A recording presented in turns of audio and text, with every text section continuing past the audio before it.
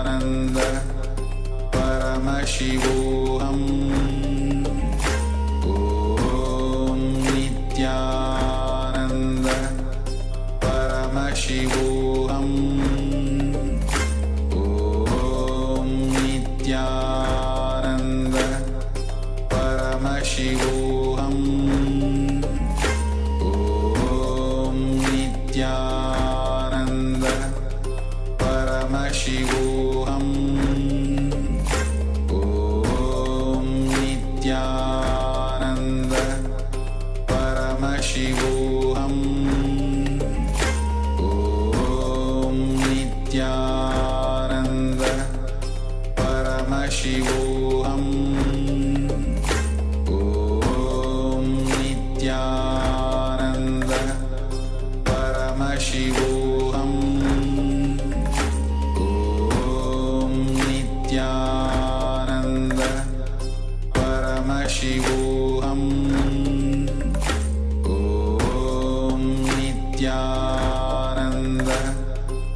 Paramashivoham Om Nithyananda Paramashivoham Om Nithyananda Paramashivoham Om Nithyananda Paramashivoham Om Nithyananda Paramashivoham Om Nithyananda Paramashivoham Om Nithyananda Paramashivoham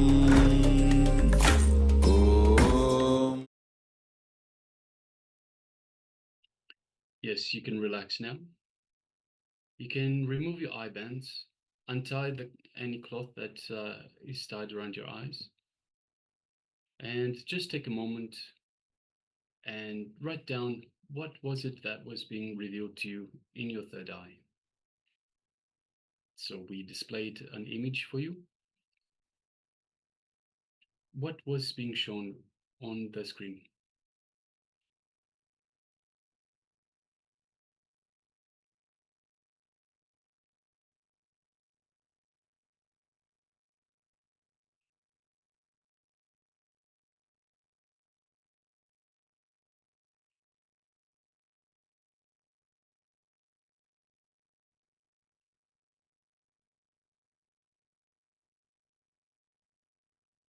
Elephant, monkey, big tree, sun, a big curve, blue and yellow. Mahashuka Indrananda is sharing.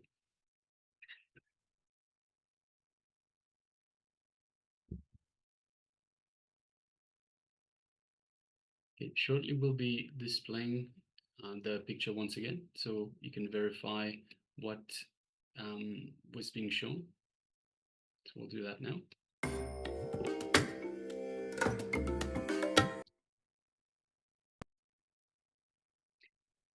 So as you can see, it's a picture of Manikarnika Ghat.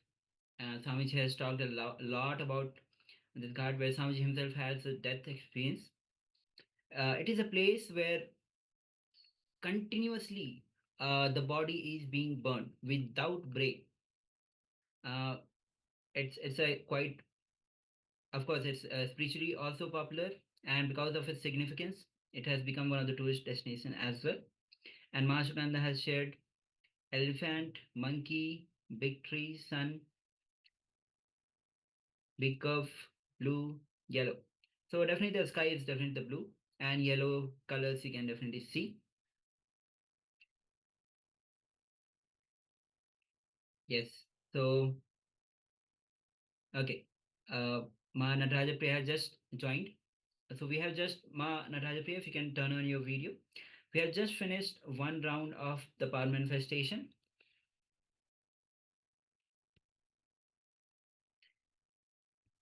And we'll be entering into the second round of this power manifestation. So please go ahead, take a moment and cover your eyes. And also the new participants, please turn on, all the participants, those who have not turned on the camera, please go ahead and turn on your camera.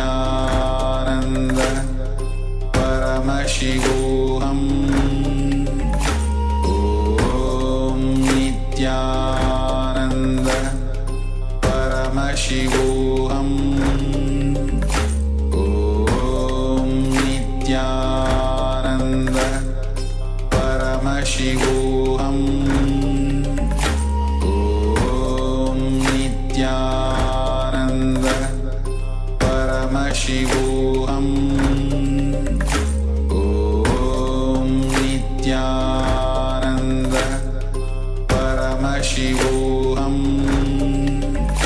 Om Nithyananda Paramashivoham Om Nithyananda Paramashivoham Om Nithyananda Paramashivoham Om Nithyananda Paramashivoham Om Nithyananda Paramashivoham Om Nithyananda Paramashivoham Om Nithyananda Paramashivoham Om Nithyananda Paramashivoham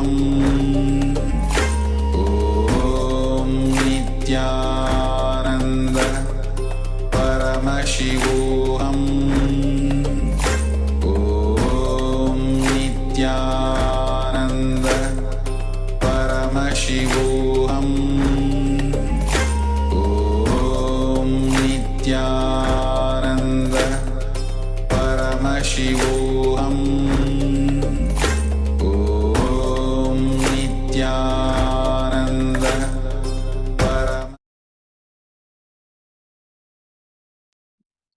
Yes, you can relax now. Take a moment and take your eye bands off or any cloth that you use to cover your eyes. And let us know in the chat what was revealed to you in your third eye.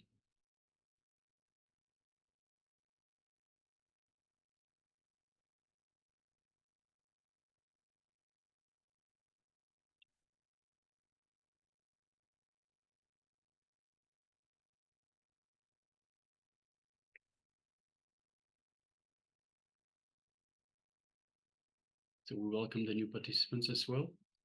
This is the power manifestation session. It is immediately after yoga. So we start the day off with the yoga, getting your body into the right shape, into the right frame to be able to hold the energy for the sessions that are ahead. And after yoga, immediately we have the power manifestation session, such that we bolt the energy and the clicks that we get during the yoga into our body. So we recommend all participants to please join the yoga early morning and also do the power manifestation straight after. And also the program in general is delivered in such a way that you have, so after the yoga and power manifestation, there are teachings by Swamiji. So they're called Jnana videos. Jnana is the knowledge. So there are Jnana videos, teachings by the Supreme Pontiff of Hinduism, by Swamiji. Straight after that, there's internalization exercises where you get to analyze and have a look inside, see how this new teaching has impacted your life, how it relates to you in general, how you can make a difference in your life. And immediately after the internalization exercises, again, we have power manifestation sessions, again, to bolt that knowledge and that new cognition into your body, into your muscle memory. So I recommend that all participants please attend all programs, all sessions. It is important for your development. So we have a sharing from Ma Shukra Indrananda saying she saw layers and layers of things, gray, dark, hard surface, dome, and like a building. Okay, so shortly we'll be projecting the second image once again for your verification.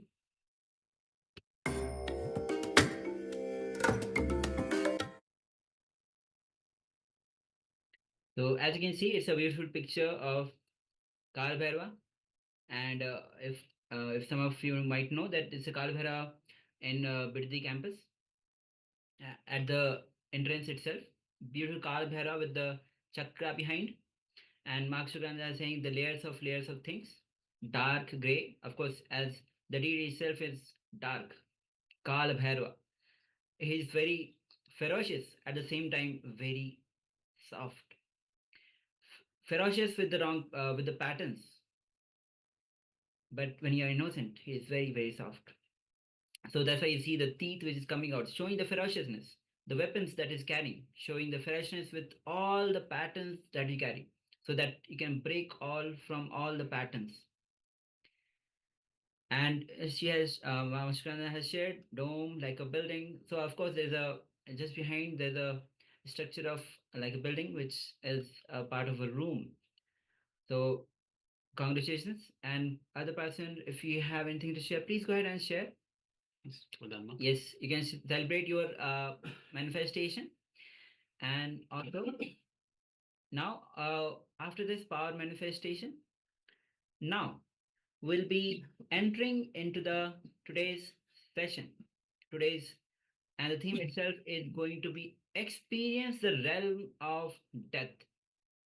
And we'll be starting with where Swamiji himself will be guiding us through a etheric body. So etheric body is basically where all the suffering, all the pain is stored in you.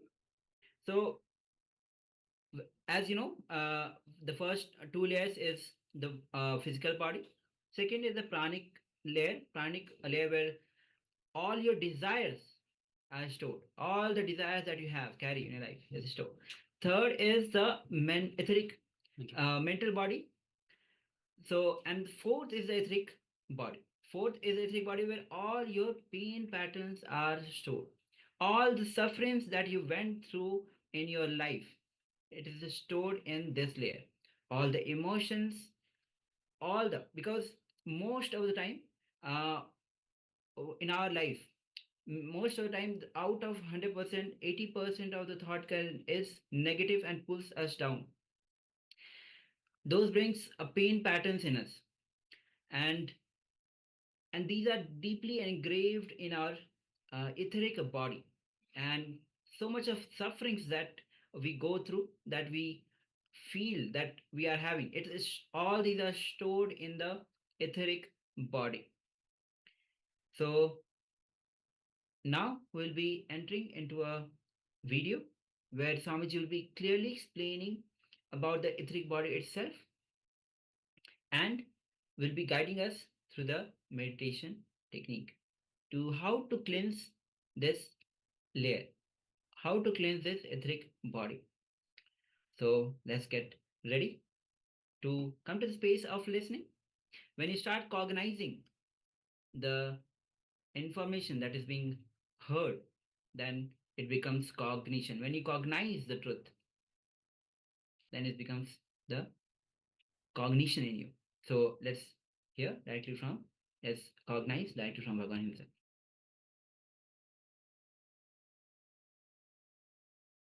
When your ego is hurt, when somebody is not respecting you, or when somebody is not treating you as you want, emotional pain means you have trusted somebody and he cheated you. That is emotional pain. A close family circle or a near and dear one, if he cheats you, if he disrespects your trust or love, that is called emotional pain. All these three pain memories are recorded in this etheric body. The big problem is, these pains are they are not just staying, they go on reproducing, and they attract the same kind of people in your life. You attract the same kind of people who will abuse you in your life. There are some people, wherever they go, they get abused, they get disrespected. They attract only that kind of people because you are pregnant with painful memories. That's why you always deliver pain in your life. This memory, this layer is a layer which we need to concentrate more. This is the most powerful layer in our system. This single layer corrupts the whole thing. All the 7 chakras are in this layer only. You see, the whole LBP program is just related to this one layer. The whole LBP I am working on this one layer only. This one layer is so serious thing, such a serious thing. If we can work on this one layer, we will be completely liberated. Please understand. Now, sit straight, close your eyes. Intensely go through all the 3 level pains one by one.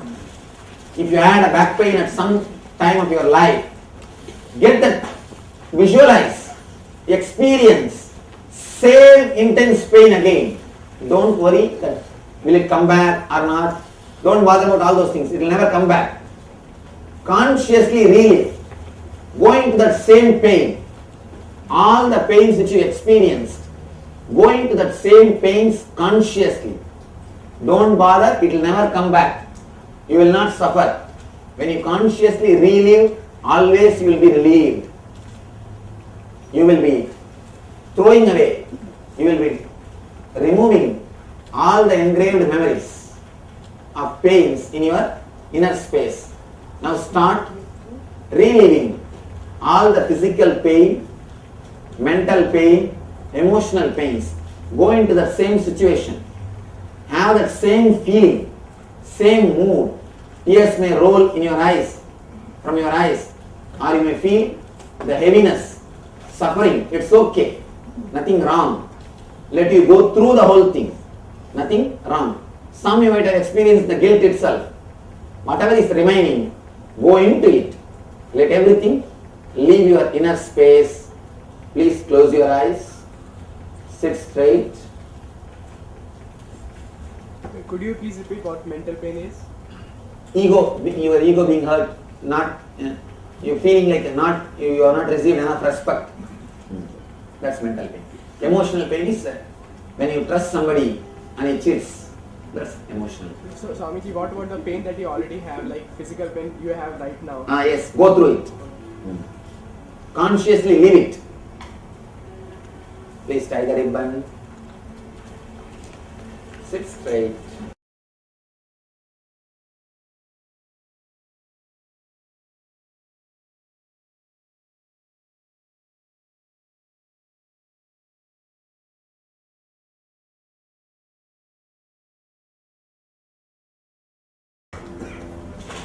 Tie the ribbon.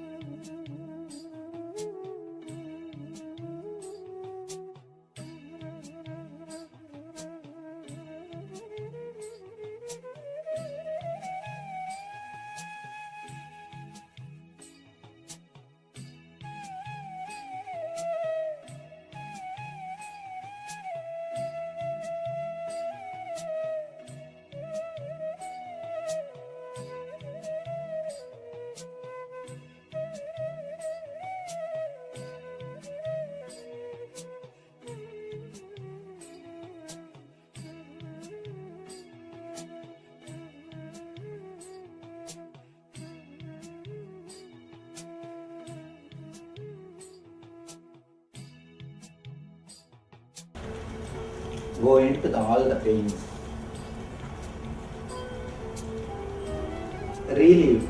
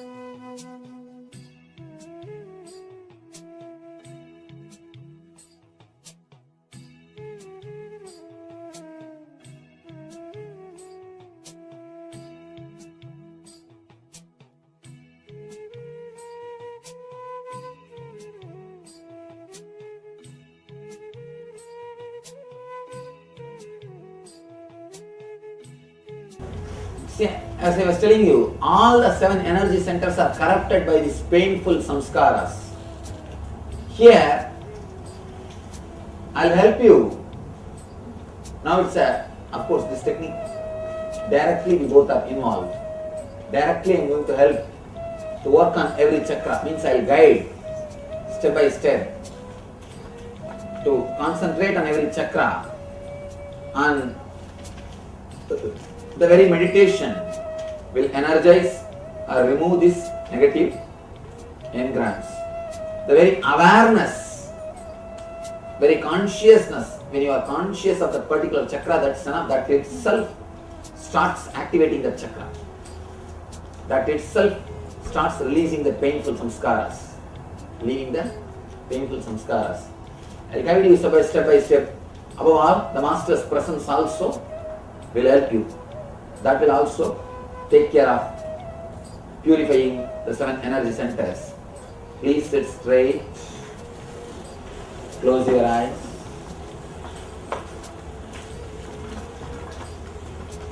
Tie the ribbon.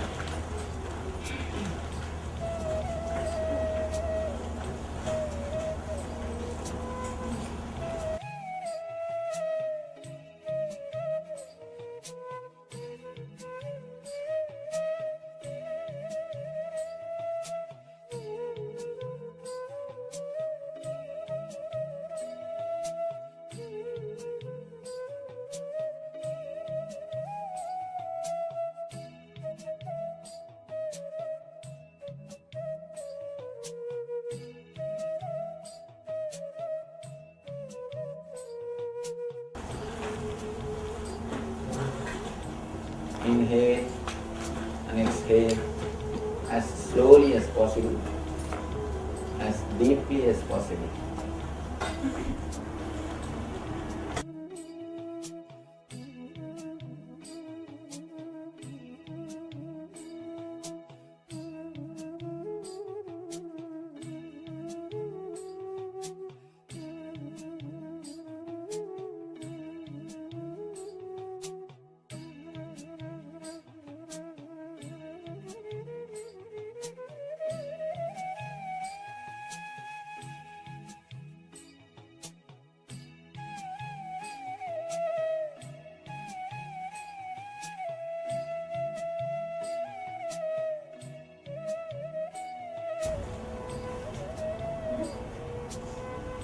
Inhale and exhale as slowly as possible, as deeply as possible.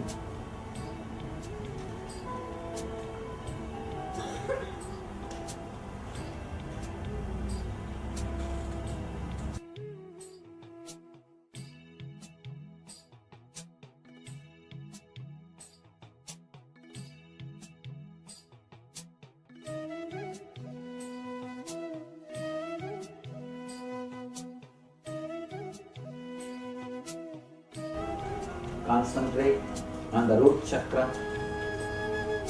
Concentrate on the root of the spinal cord.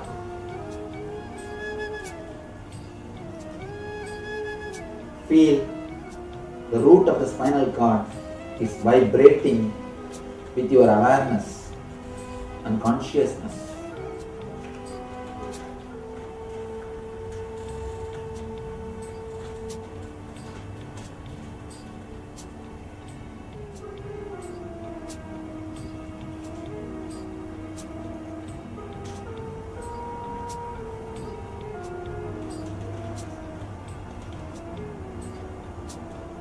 Forget all other parts of your body.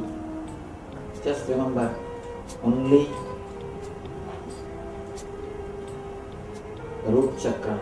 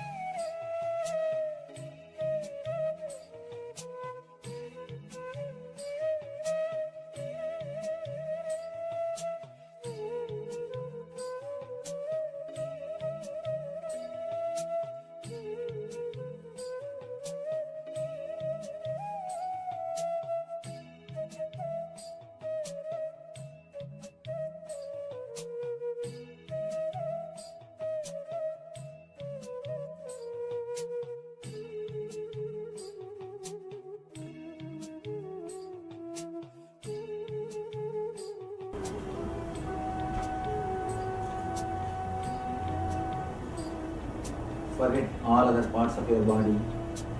Just become Mooladhara Chakra, root center.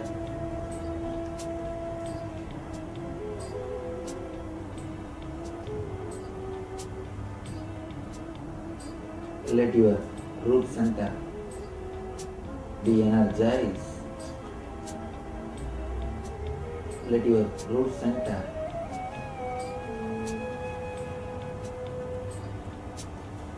be illumined. Let your root center be filled with bliss.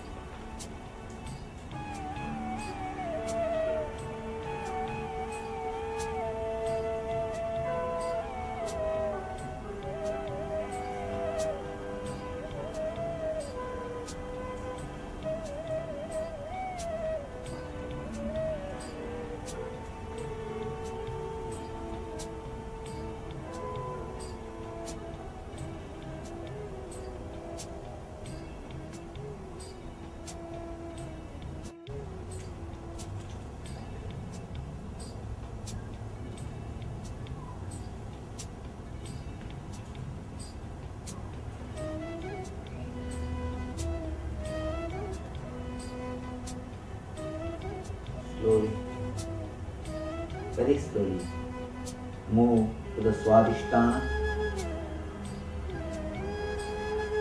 just 2 inches above the Mooladhara, 2 inches below the navel center is the place of Swadhisthana.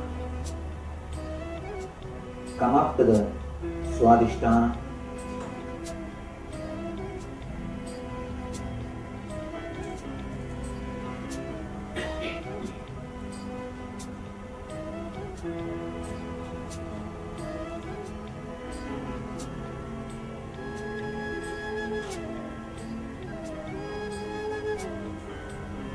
Concentrate on Swadhisthana.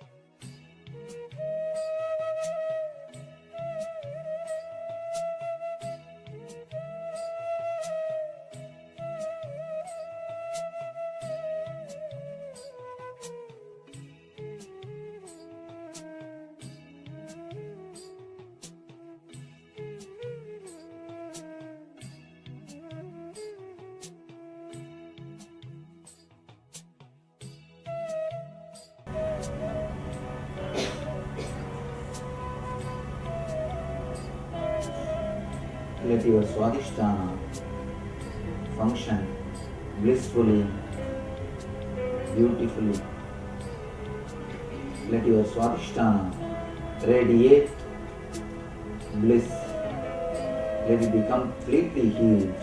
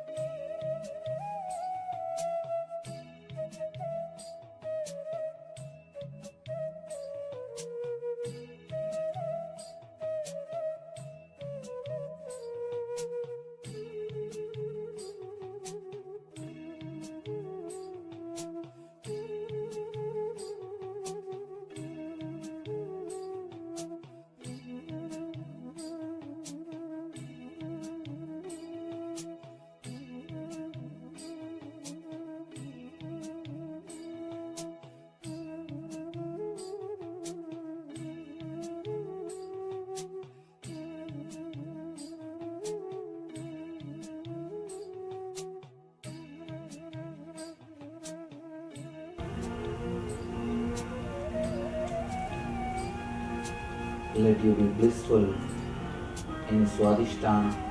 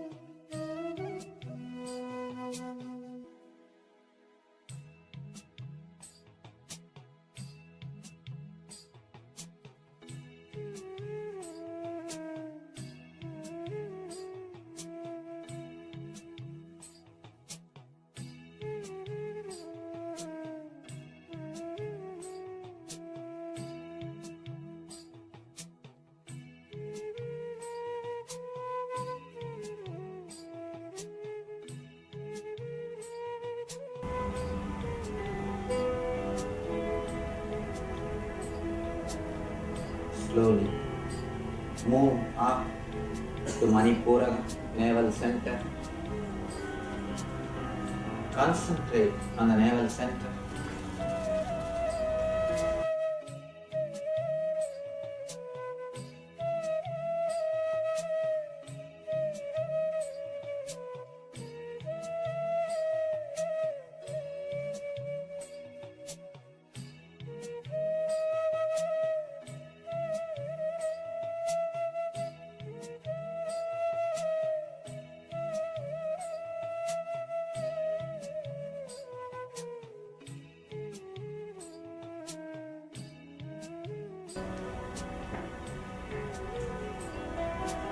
Let your navel center be filled with bliss. Let your navel center overflow with healing energy. Let your navel center be completely healed.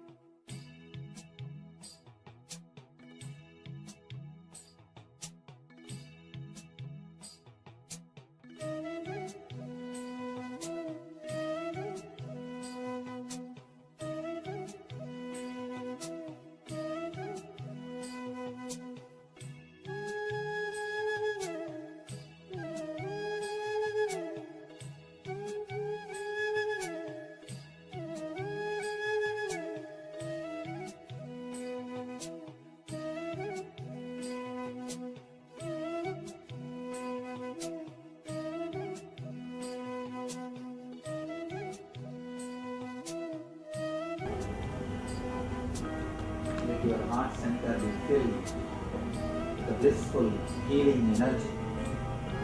Let you radiate blissful healing energy.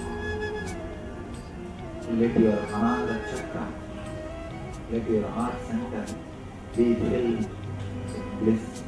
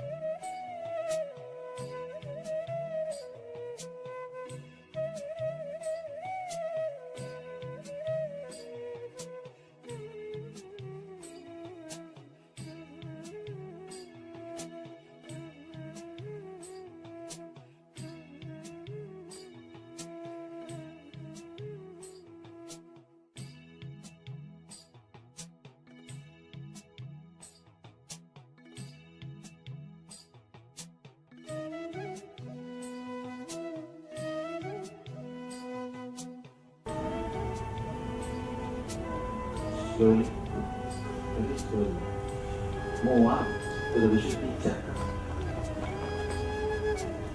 throat center.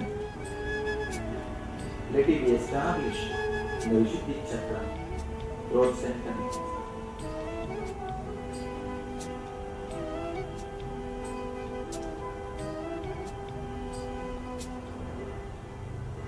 Let your Vishuddhi chakra be healed completely. Let your Vishuddhi chakra radiate joy and bliss. Let your Vishuddhi chakra be filled with the bliss and energy. Let it be centered on Vishuddhi Chakra.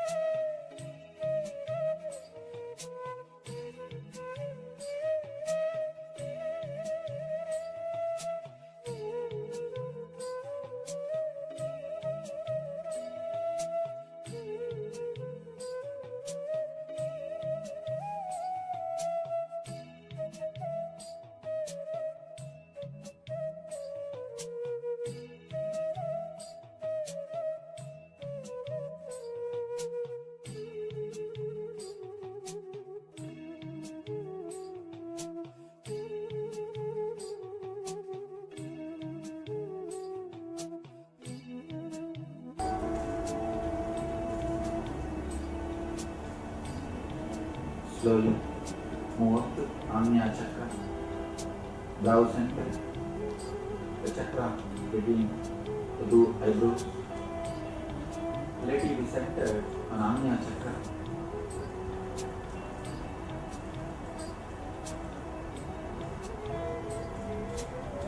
Relax in Agnya chakra.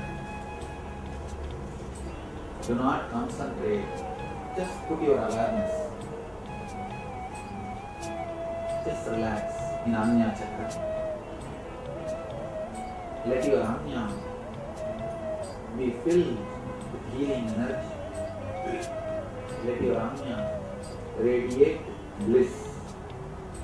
Let your Agnya be filled with blissful energy.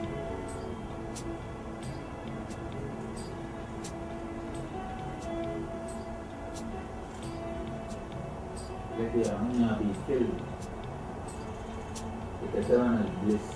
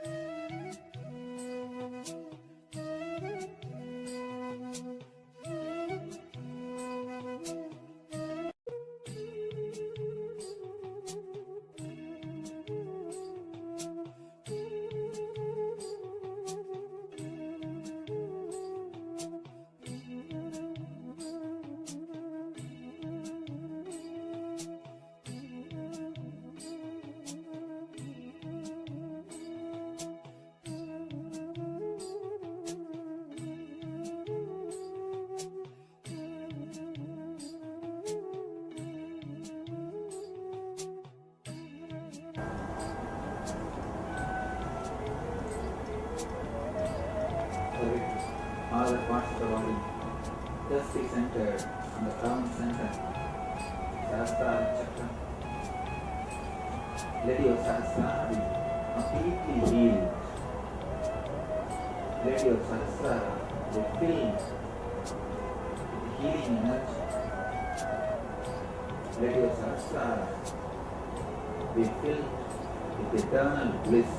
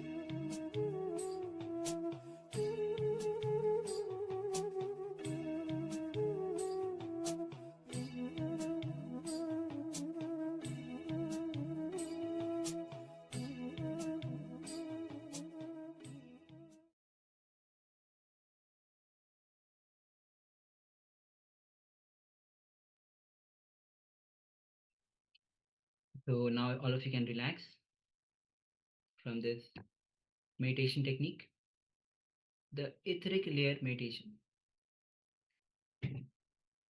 Now, as all of you have performed this technique where Swamiji himself guided all of us, bringing awareness to each and every chakra.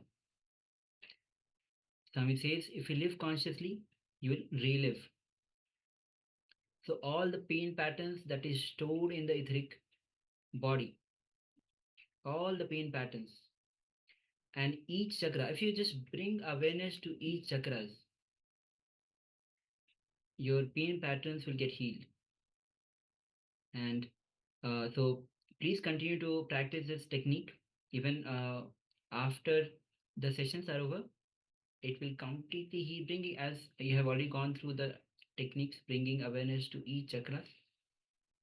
So whenever you find time, please find time to practice this technique. So with this, now we'll be moving on to the power manifestation round. So today we'll be manifesting the powers of third eye. So we'll be manifesting various powers of third eye, seeing pictures, numbers, recognizing letters. So let's enter into seeing numbers blindfolded. So I request all the participants to have an eye pen with you and cover your eyes. Yes, I've seen a few other participants have turned on their videos, and those who haven't turned their videos, please go ahead and turn on your videos. And also now, because we are entering into the power of third eye, please find a piece of cloth if you don't have the eye band. Yes, please go ahead and cover your eyes.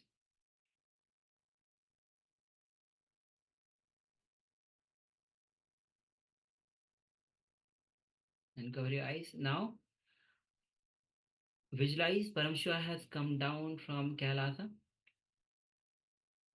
Drop all your delusions, confusions. You are Nithyananda Paramashiva. Chant Mahavakya.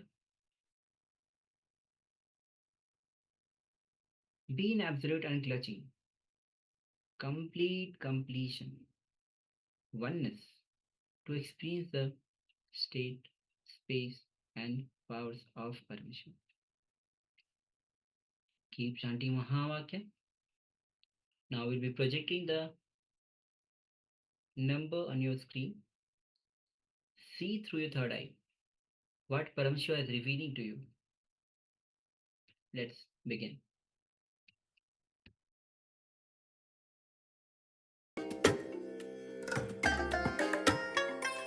I bless you all.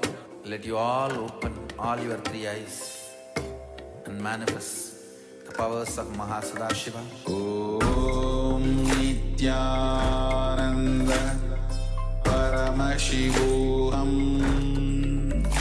Om Nithyananda Paramashivoham.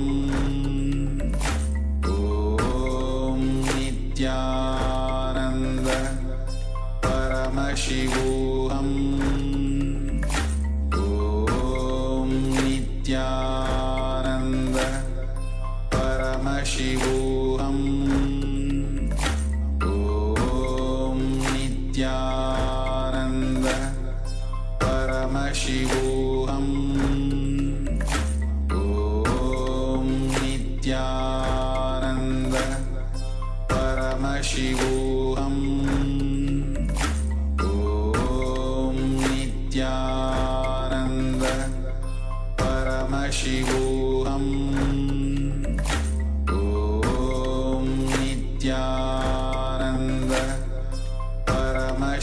Paramashivoham. Om Nithyananda Paramashivoham. Om Nithyananda Paramashivoham. Om Nithyananda Paramashivoham. Om Nithyananda Paramashivoham. Om Nithyananda Paramashivoham. Om Nithyananda Paramashivoham.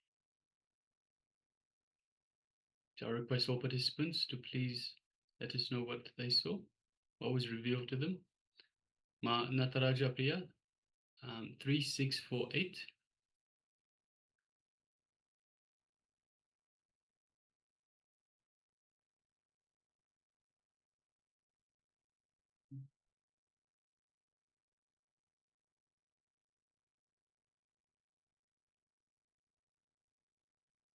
So I request all participants that took part to please, anything that they saw, even if it's not a number. So it could be, for example, a shape. It could be a sound. It could be a color. Anything at all that was revealed to you, please share with us. Trust that whatever was revealed to you was shared by Paramashiva himself, the source of everything, the divine, the cosmic divine. So please take a moment and share with us whatever was revealed to you in the third eye.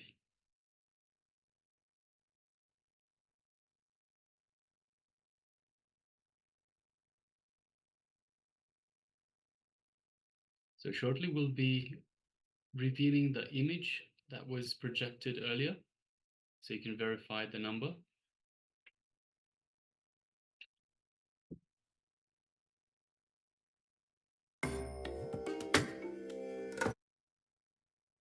So yes, as you can see, it is the number 42. So if you saw the number 4, the number 2, or 42, congratulations, well done. So I think both the Ma Shukra and Ananda had one of the numbers, and Ma Nataraja Priya had one of the numbers as well. So congratulations to both. Yes, Ma Shukra says, I saw the number 2 first. Thank you, Ma. Thank you for sharing. Congratulations. Well done.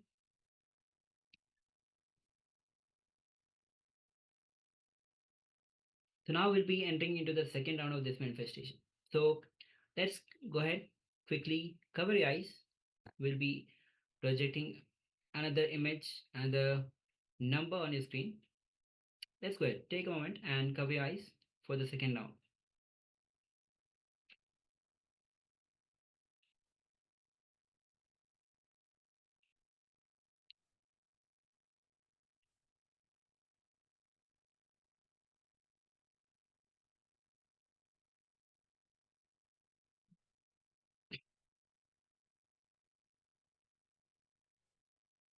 Yes, I hope all of you have covered your eyes. If you haven't covered your eyes, please go ahead and cover your eyes.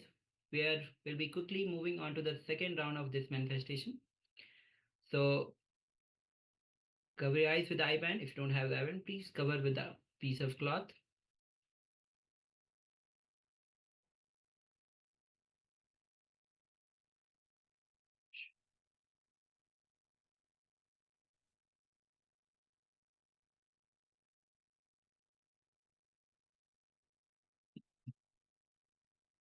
Okay, so now we'll be shortly projecting the image on your screen. So cover your eyes, please.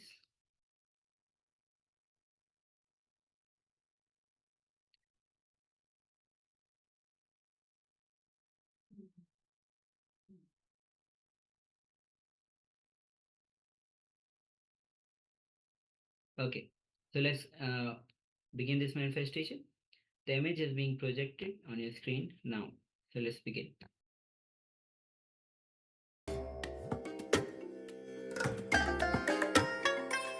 I bless you all.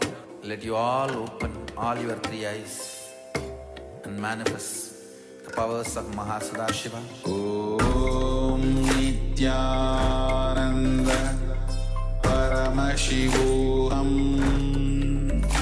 Om Nithyananda Paramashivoham. Om Nithyananda Paramashivoham. Om Nithyananda Paramashivoham. Om Nithyananda Paramashivoham. Om Nithyananda Paramashivoham.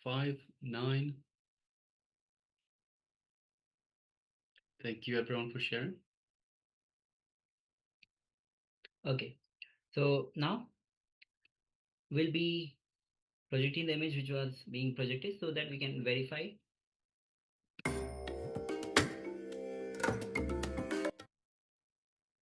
So as you can see, it's a number 30, 1 and 3.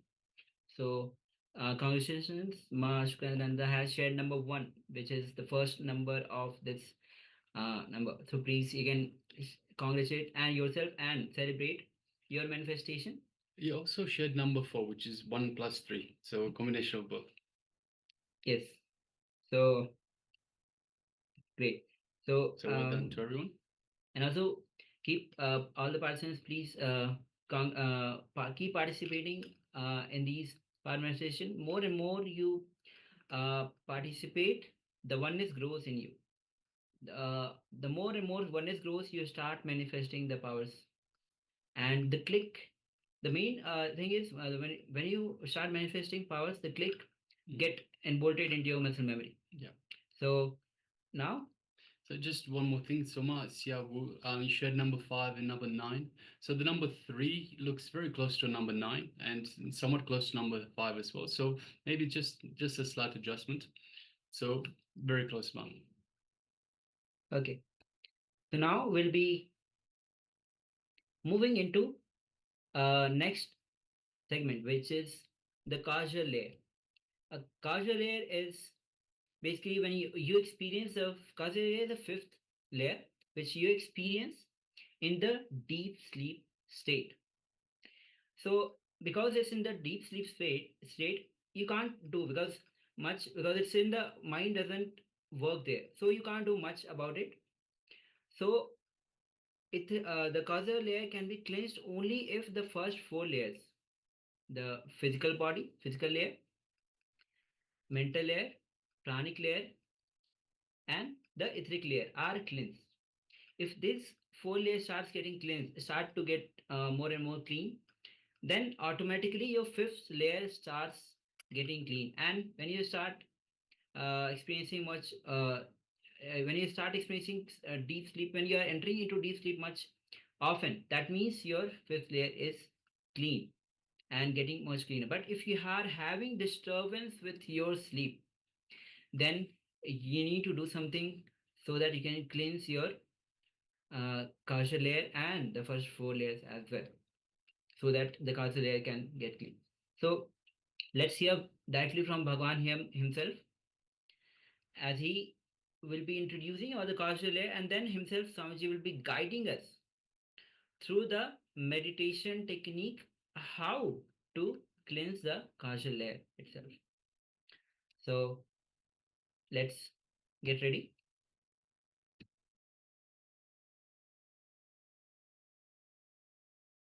Meditation techniques are designed in such a way we will work on the causal body. Causal body is the body which you experience at the time of deep sleep. When you are completely into tamas, deep sleep, without dreams, in that state you experience the causal body.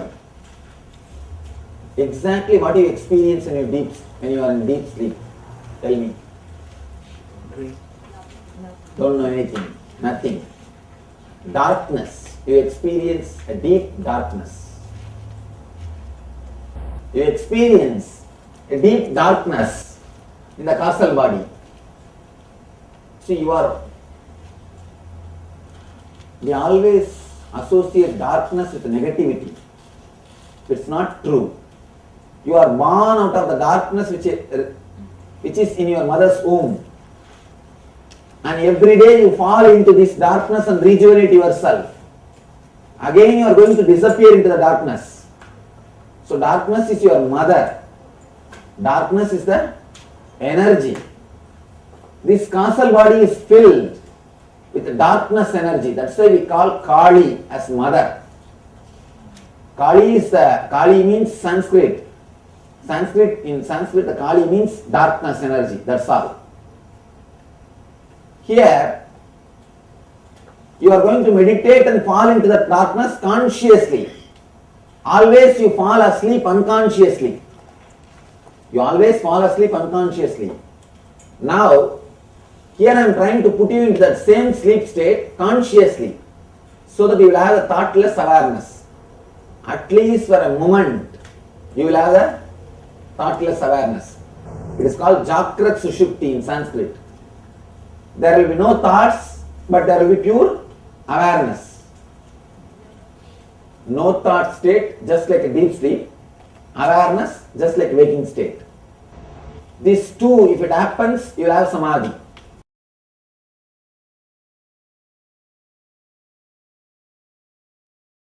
Yes, that was just a very brief introduction to the causal layer by the Supreme Pontiff of Hinduism. Now we'll be moving into the meditation technique for this causal layer, for clearing, cleansing the causal layer. So please come to the space of listening and give your attention to the Supreme Pontiff of Hinduism on the causal layer and how to cleanse the causal layer. So I request all the participants to be seated and be seated in a place where nobody is going to disturb you, so that you can perform this meditation technique without any disturbance. As Swamiji himself will be guiding us throughout this whole meditation technique. So make sure that you are getting involved fully in this technique, so that you can cleanse your causal layer.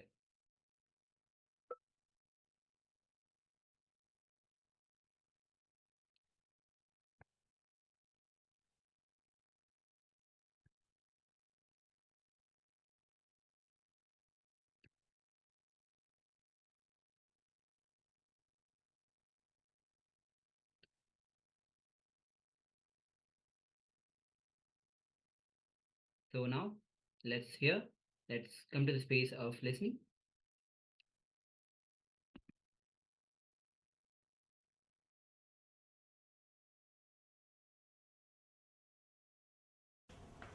Now, as on now, your body and mind is ready to fall asleep. It's already filled with tamas. That's why I waited till Ardhajama. Now Ardhajama started. Now the Ardhajama started. Now, your body and mind is ready to fall asleep. Naturally, you will fall into the deep sleep state. We will take this tamas. We will take advantage of this tamas. We will take advantage of this mood and fall into the sleep consciously. That's all. You always fall unconsciously. Now consciously you will fall. How to fall consciously into the deep sleep state? See, when you are in the waking state, your consciousness resides in the Amnya Chakra. The dream state, it resides in Vishuddhi. The deep sleep, it goes to Anahata. That is why you can never sleep unless you relax the neck, because the consciousness has to travel through the Vishuddhi. You can see, even if you lie down, if you keep your head straight, you can't sleep. Even if you are sitting, if you relax your head, you will fall asleep. Because your consciousness has to travel through Vishuddhi to fall asleep. Now, your consciousness will travel through Vishuddhi without bending, without relaxing. You are supposed to fall asleep. You are supposed to fall into the deep sleep state with a straight neck. You may be thinking, what he is teaching? But I tell you, if you can consciously fall into the deep sleep state, all problems related to insomnia will disappear. Chronic fatigue or insomnia, both the problem will disappear. Above all, the continuous feeling of drowsiness, all these problems will disappear. I tell you one thing, I am not giving you false hope. Even once people have done this meditation, simply they came out of sleeping pills. Not one or two people. Thousands of people, they have been helped in their sleeping problems through this meditation. This straight away I am drilling the causal body. Any problem related to causal body will be completely healed. Completely healed. It's a very powerful meditation technique. A simple technique. What happens at the time of sleep? The deep darkness. You will meditate on that same deep darkness, but you will be sitting straight, that's all. One side your body and mind are pushing you towards that sleep. Other side you are meditating on that sleep. So it will be pulled. Both will help you to fall into the deep sleep. All you need to do is somehow be aware of that moment when you fall asleep. You are not supposed to fall into the dream and fall into deep sleep. Straight away you should fall into the causal body, deep sleep state. If you fall into the dream, again you lose consciousness. You will fall into unconscious state. Without falling into the dream, you have to fall asleep. Means without relaxing your neck, you have to fall asleep. It may look very difficult in the beginning, but I tell you, just half an hour, because your body is already tired, your mind is already tired now, it will fall into tamas. We will take advantage of this mood and fall into the deep sleep state. A simple technique, you will visualize as if you are sitting in a dark cave and you will continuously meditate only on darkness. You will visualize your whole body and mind is filled with darkness. Filled with darkness energy. Automatically within half an hour to 1 hour, you will fall, you will automatically forget the time, continuity of the time. Suddenly you will, oh, I think I slept. I stopped thinking, what happened to me? When you come back, just see whether your neck is straight or it is hanging. If it is straight, you have done the meditation. Go back and sleep. Rest. If it is hanging, be very clear, you have not done. Start again. That's all. It's a very simple process. First thing. Next thing, if you fall into the, how to find out really I experienced causal body or not. If you fall into the causal body, if you fall consciously into the sleeping state and come out, you will feel completely rejuvenated. You will not feel tiredness. The tiredness which you are having now will simply disappear. You will feel like dancing, jumping. You will feel like jumping. You will become alive. Understand? If you can transform the quality of your sleep, you will transform the quality of your waking hours. Your waking hours. I tell you, the moment the quality is increased, improved, the quantity will reduce. You don't need so many hours of sleep. So now, I will guide you step by step. Please sit straight. No support. Even if you are sitting in the chair, no support. Please sit straight. Tie the ribbon.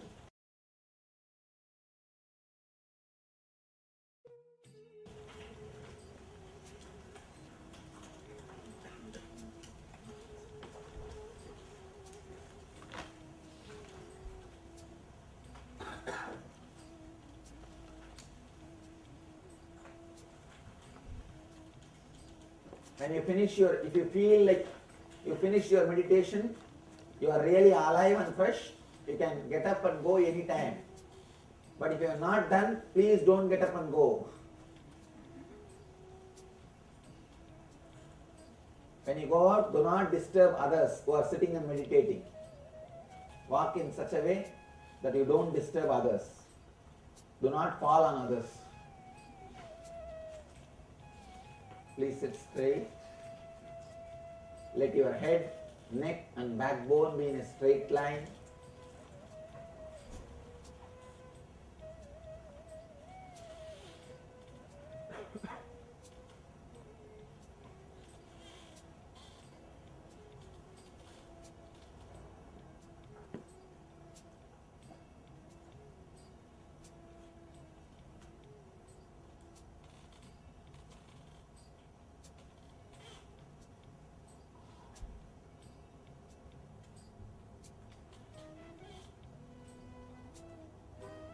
Inhale and exhale as slowly as possible, as deeply as possible.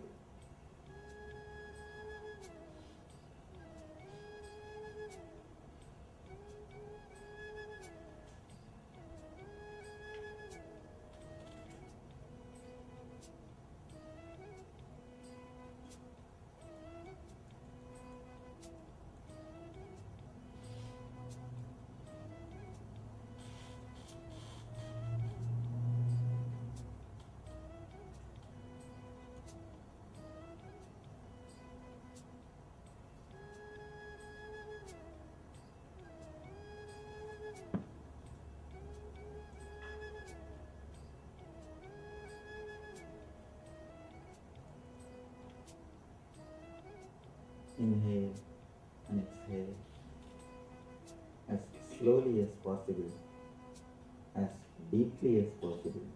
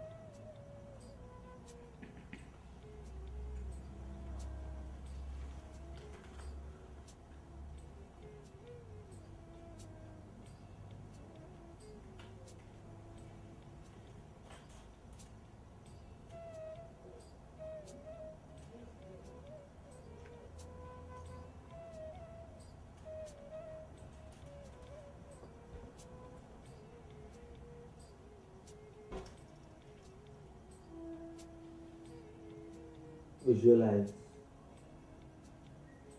you are entering a dark cave. Feel you are sitting in a dark cave.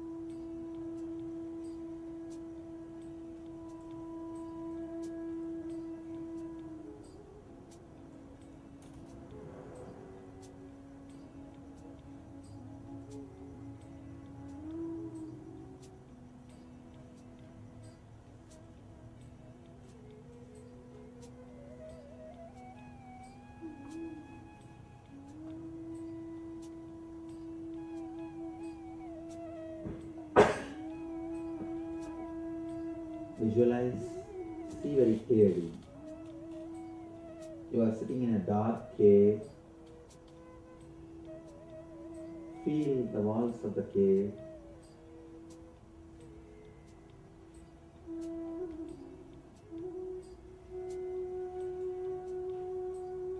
Cave is closed. The cave is filled with darkness.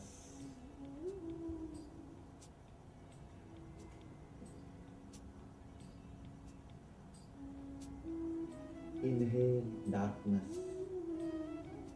Exhale darkness.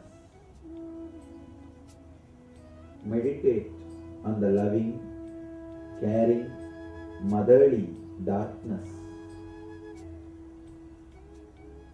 Meditate on loving, caring,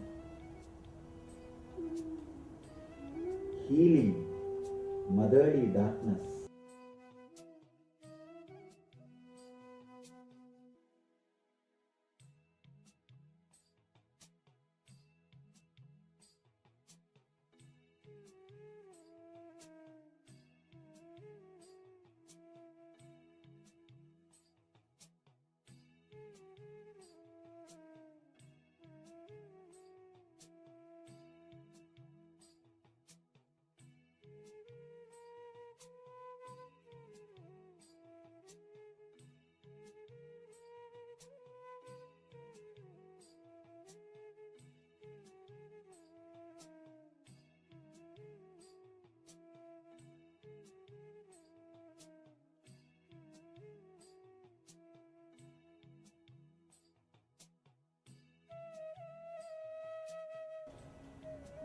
Inhale darkness, exhale darkness. Be filled with darkness.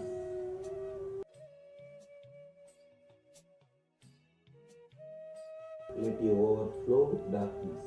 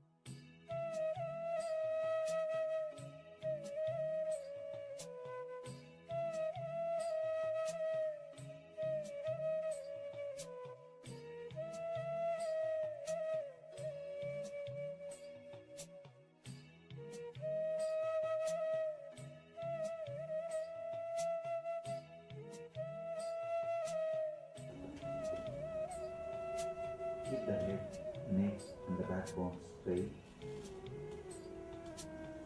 Completely. Be filled with the darkness, loving, caring, healing darkness energy.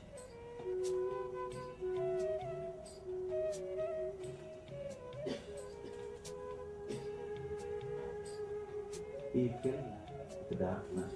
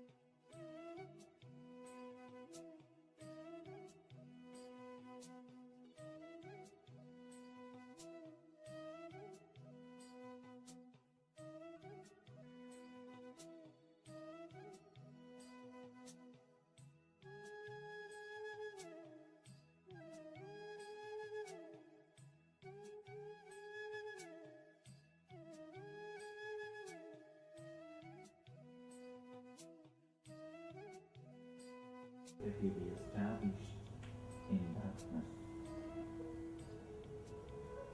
Only if you feel you have touched the causal body, you are fresh, alive, you can leave, or otherwise sit, continue to meditate. Let you be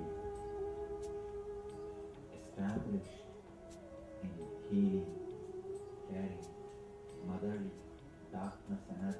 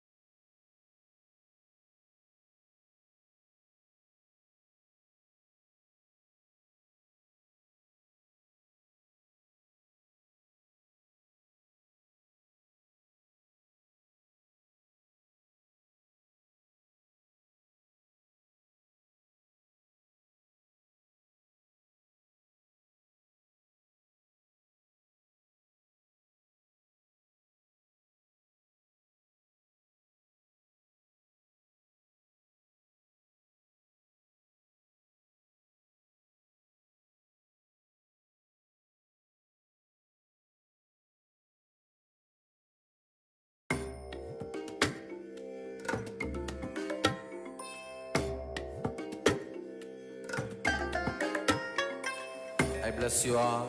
Let you all open all your three eyes and manifest the powers of Mahasudashiva. Om Nithyananda Paramashivoham. Om Nithyananda Paramashivoham. Om Nithyananda Paramashivoham.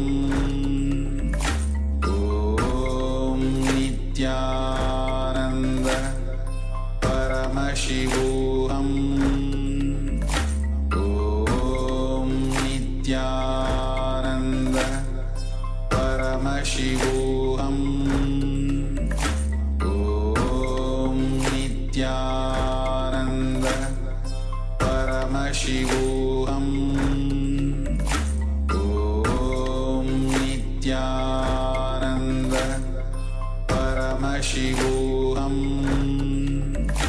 Om Nithyananda Paramashivoham. Om Nithyananda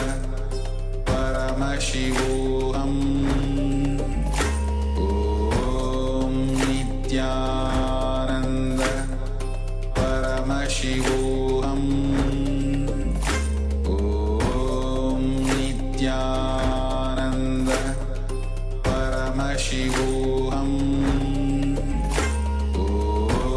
Om Nithyananda Paramashivoham.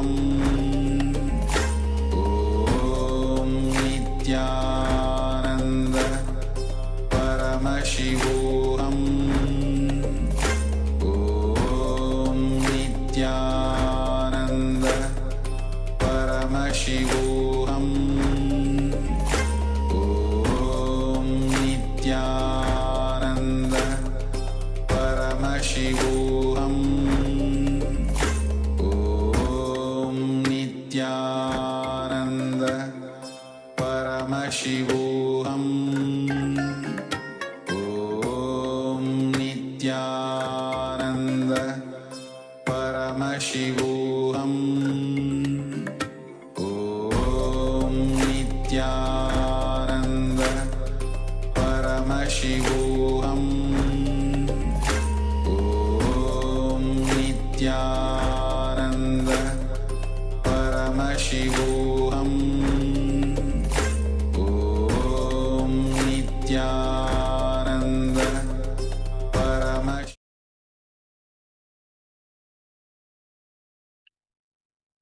Yes, welcome back. So you can relax now from that beautiful meditation by the Supreme Pontiff of Hinduism, guiding us through the darkness meditation. Next, we'll move into the power manifestation session. And today, the power is the power of the third eye reading. So I request all participants to once again grab the eye bands. If you haven't got an eye band, any cloth that can cover your eyes, such that you can't see through, so it's an opaque cloth. Please start applying either the eye band or this opaque cloth of the eyes. Sit comfortably on the floor, preferably, if not on a comfortable chair, with your head, neck, and spine in a straight line. Imagine Paramashiva in your third eye. Bring Paramashiva in your third eye and connect to Swamiji in your inner space, and ask Swamiji to reveal to you what is being shown on the screen. So shortly we'll be projecting a sentence on your screen. So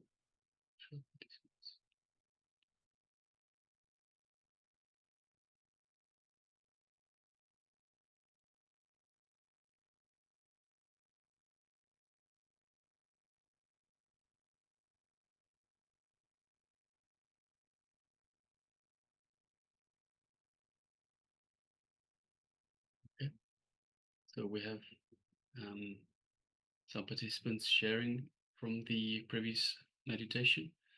Ma Xia Wu says, I feel hot. Mahabhairava is sharing, I feel energetic. Yes, thank you for sharing. That is beautiful. So let's get ready. Let's get ready for another round of power manifestation. So once again, I request participants to tie the eye bands. So put on the eye bands or an opaque cloth such that you cannot see what is being projected on your screen. So please take a moment.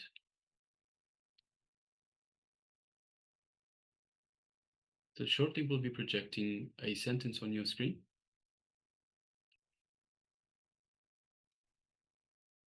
So let's begin, get ready to start now. We'll be playing the Mahavakya so you can connect with Swamiji. Om Nithyananda Paramashivoham.